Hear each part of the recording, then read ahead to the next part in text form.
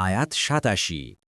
قالوا يا شعيب أصلاتك تأمرك أن نترك ما يعبد آباؤنا أو أن نفعل في أموالنا ما نشاء إنك لأنت الحليم الرشيد।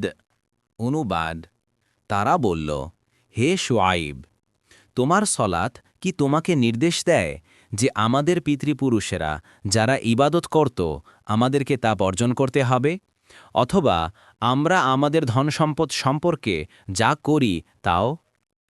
তুমি তো বেশ সহিষ্ণু, সুবোধ। তাফসীর। এত কিছু শোনার পরেও তার কওমের লোকেরা পূর্ববর্তী বর্বর পাপিষ্ঠদের ন্যায় একই জবাব দিল।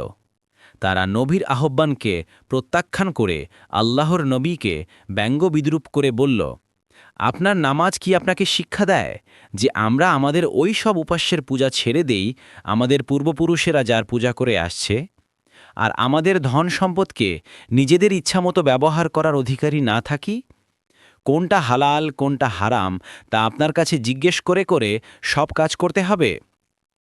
শুআইব আলাইহিসসালাম সম্পর্কে সারা দেশে প্রসিদ্ধ ছিল যে তিনি অধিকাংশ সময় নামাজ ও নফল ইবাদতে মগ্ন থাকেন।